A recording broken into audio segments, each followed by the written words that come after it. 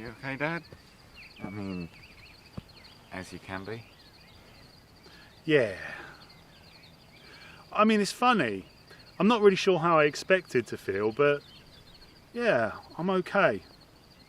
I think it's because we made peace beforehand, you know? With Grandad. Yeah.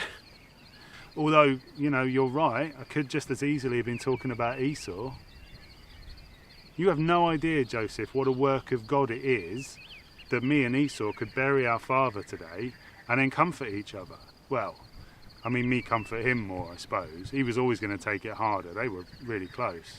I mean, you're probably too young to remember that, but there was a time I thought Esau was going to kill me. They're vague memories, more like images, really.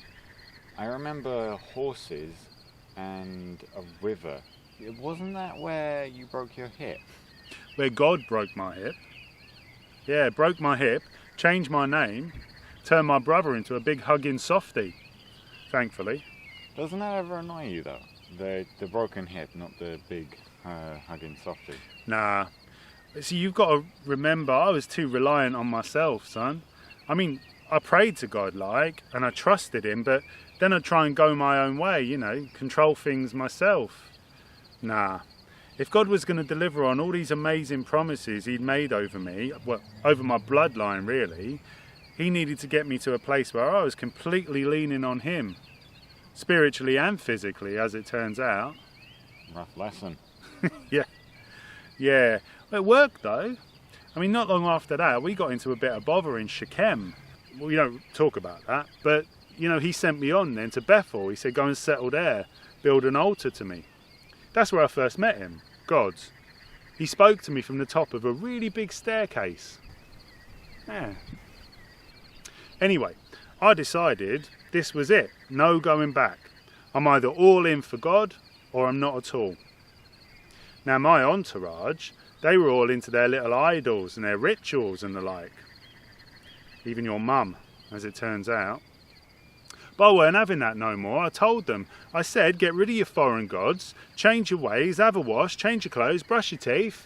From now on, you serve the one true God, or you can be on your way. I think I remember that. Didn't we bury them under a tree? Mum said that if her dad found out, he would kill her. I never fully understood that bit, but she had that silly grin she sometimes had whenever she said it.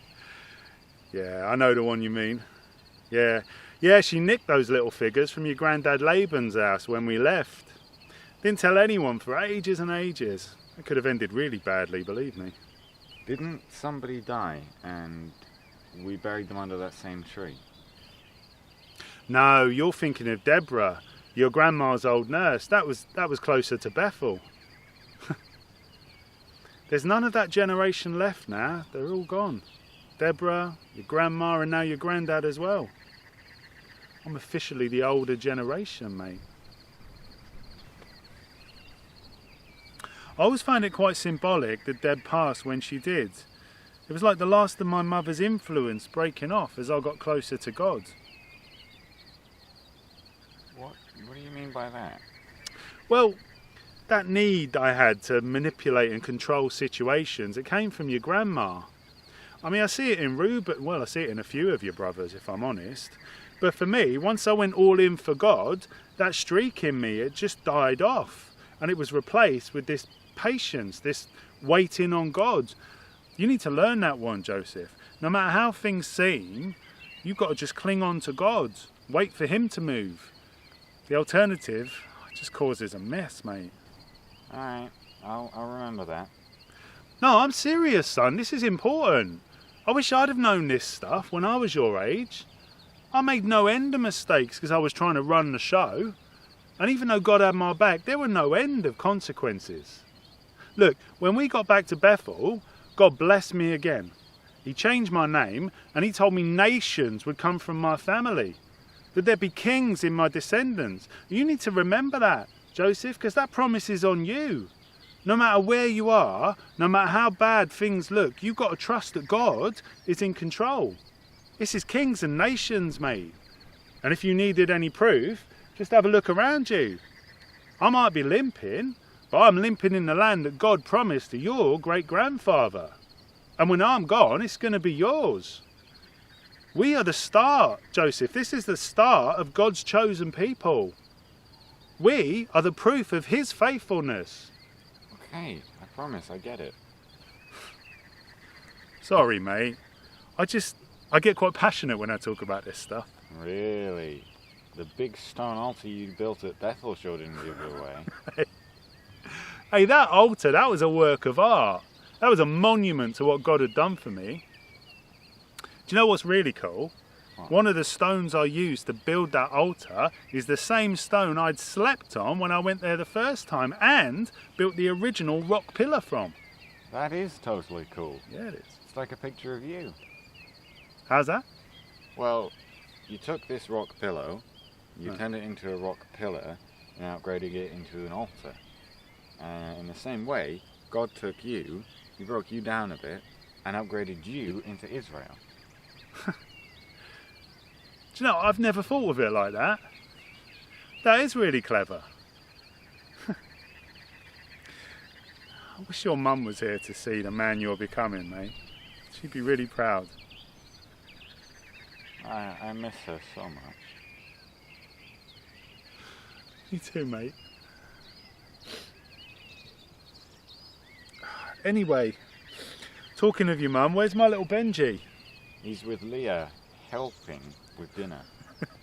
That sounds about right. Did I ever tell you she wanted to name him Ben-Onai? Yeah. Yeah, just after he was born, right before she went home to heaven, you know? She said he's to be named Ben-Onai. Meaning, son of my sorrow. Yeah, that's it. But I weren't having that for him, see? If there's one thing I know, it's how important names are.